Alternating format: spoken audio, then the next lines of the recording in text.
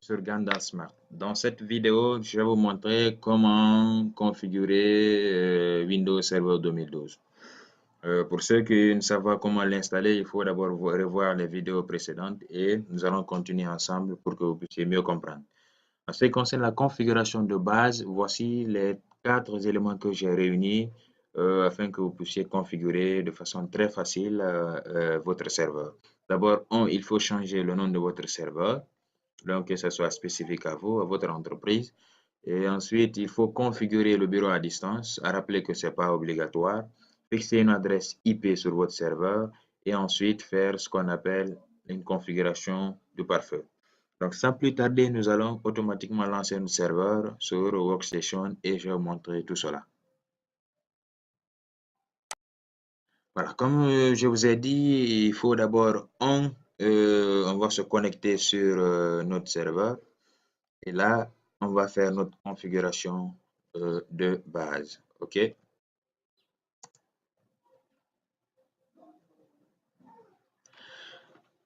OK, donc une fois qu'on se connecte sur notre serveur, automatiquement, il faut aller sur démarrer le gestionnaire de serveur.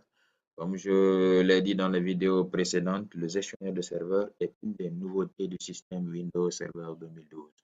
Donc, à son sein, nous avons la possibilité de faire des configurations basiques, installer des rôles, supprimer des rôles, ajouter d'autres groupes de serveurs, comme vous le voyez automatiquement sur l'interface qui est là. Donc, nous, on a besoin de configurer le serveur de façon basique. Donc, vous cliquez sur configurer ce serveur local. Et la première option, il faut d'abord commencer à changer le nom de votre serveur. Et lorsque vous cliquez sur configurer serveur local, vous voyez toutes les propriétés de notre serveur. Le nom, le domaine, les pare-feu, la carte réseau, le bureau à distance, la licence, les mises à jour, donc ainsi de suite. Donc vous voyez toutes les propriétés de notre serveur là. Donc la première étape, comme nous, c'est pour changer le nom.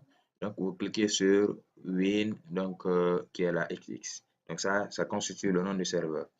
Ensuite, vous cliquez sur Modifier. Et là, vous pouvez mettre le nom de votre serveur. Et donc, par exemple, moi, je mets serveur 1. OK? Donc, je valide. Lorsque vous mettez le nom, on va vous demander de redémarrer le serveur.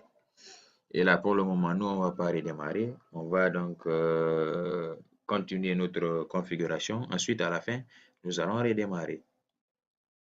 OK? Je ferme et je dis redémarrer ultérieurement. Ça, c'est la première étape. Mais qu'est-ce que vous remarquez? Remarquez que le nom n'a pas du tout changé. Même si on actualise, vous allez voir que le nom n'a pas changé parce que on nous a recommandé de redémarrer d'abord le serveur. On est d'accord? Donc, on va continuer la configuration ensuite. À la fin, on va redémarrer. Et deuxième des choses, comme je l'ai dit sur le diapo, c'était la configuration du bureau à distance qui est là. Donc, vous cliquez sur cette partie-là et ensuite, vous lisez et on dit autoriser les connexions bureau à distance. Donc, vous cliquez sur autoriser. Donc, vous validez avec OK. Vous actualisez automatiquement, vous remarquez que le bureau à distance a été directement activé. Ça, c'est la deuxième étape. La troisième étape, c'est la configuration de la fixation d'une adresse IP. Donc là, sur l'Ethernet, vous cliquez automatiquement ici pour fixer l'adresse IP. Ou pour ceux qui déjà maîtrisent un peu le réseau, il faut aller directement sur la carte réseau qui est là, faire un clic droit, centre réseau et partage, et vous pouvez directement accéder sur la carte réseau Ethernet. OK? Donc, vous venez là. Donc, voici la carte réseau. Donc, vous faites un clic droit, propriété. Donc, protocole IPv4. On est d'accord? Et il faut dire que nous allons voir le IPv6 dans les prochaines vidéos. Et donc, là, vous cliquez sur utiliser l'adresse IP suivante. Donc, vous mettez votre adresse IP. Donc, 192.168. Je prends 10.5. OK?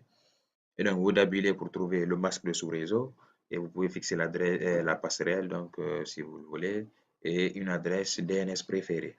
Pour le moment, nous, on n'a pas besoin de ça. Donc, on valide sur OK. Voilà, on nous dit la liste des serveurs DNS est vide. Voilà, si vous voulez mettre quelque chose, vous pouvez le mettre. OK. Sinon, vous validez par OK. Et voilà, nous venons de fixer l'adresse IP de notre serveur. On est d'accord? Donc, on va actualiser et voir que l'adresse IP est déjà fixée.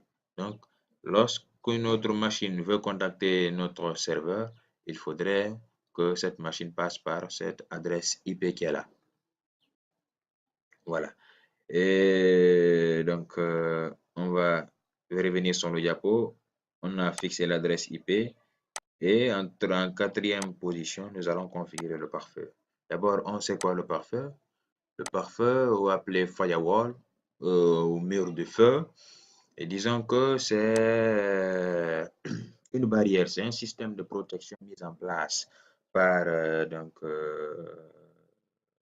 le serveur, le système serveur, qui permet de contrôler les données qui entrent donc dans notre machine ou qui sortent dans notre machine.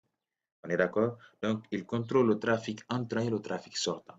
Vous savez, lorsqu'une machine est connectée sur le réseau Internet, toutes les données passent par sa carte réseau. Parce que le réseau, c'est la carte réseau qui permet à la machine de se connecter au réseau.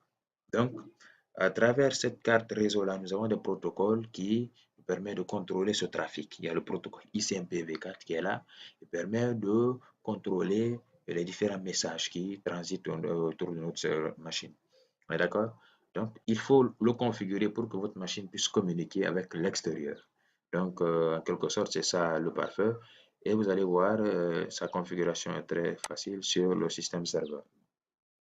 Trait de bavardage, on continue sur le pare-feu. Donc, là aussi, vous avez plusieurs possibilités. Soit vous rentrez directement dans le panneau de configuration en tapant Windows R Control, ou vous regardez ici, il y a pare-feu Windows qui est là. Automatiquement, vous cliquez sur cette partie.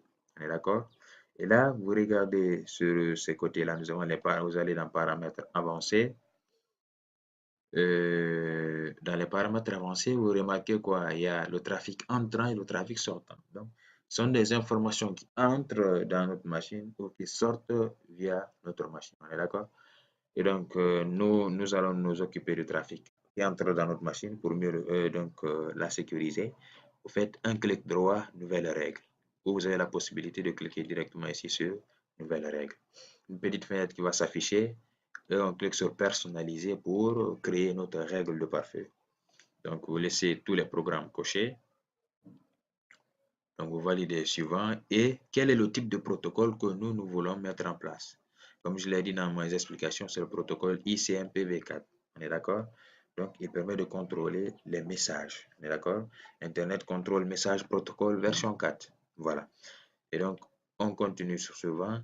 Et si vous avez la possibilité de déterminer, par exemple, lorsque nous sommes dans une entreprise, de déterminer le nombre d'adresses qui pourront communiquer à travers ce protocole-là.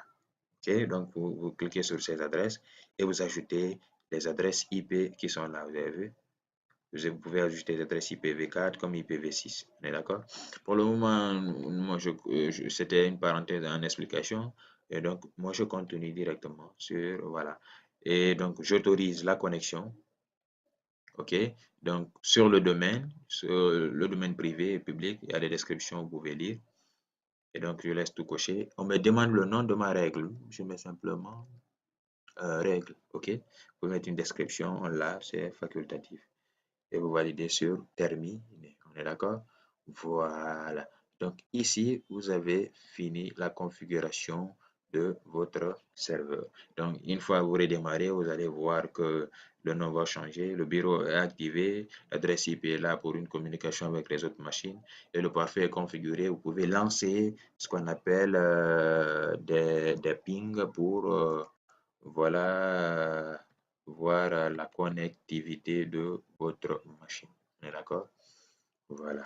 Donc, c'était tout pour cette vidéo. Merci de l'avoir suivi. Et disons, on va voir beaucoup de choses dans les prochaines vidéos.